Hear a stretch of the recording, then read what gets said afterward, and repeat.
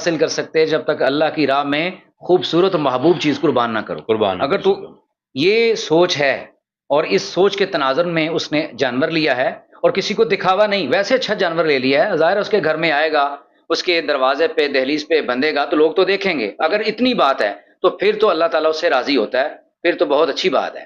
دوسرا رخ یہ ہے کہ اگر بندہ لوگوں کو دکھانے کے لیے، ریاکاری کے لیے فیس بک کے اوپر اپنی تشہیر کرتا پھرے اور رشتہ داروں کو دکھاتا پھرے اور سٹیٹس لگاتا پھرے اور لوگوں کو دکھاتا پھرے کہ میں نے اتنے لاکھ کا لیا، اتنے کلو، اتنے من گوشت نکلا، اور یہ اس کے ساتھ تصویریں، اور اس طرح ریاکاری کرے، تو رسالت مآب صلی اللہ علیہ وسلم نے ریاکاری کو شرک اصغر کے ساتھ تعبیر کیا ہے. یہ چھوٹا شرک ہے، چھوٹا شرک ہے.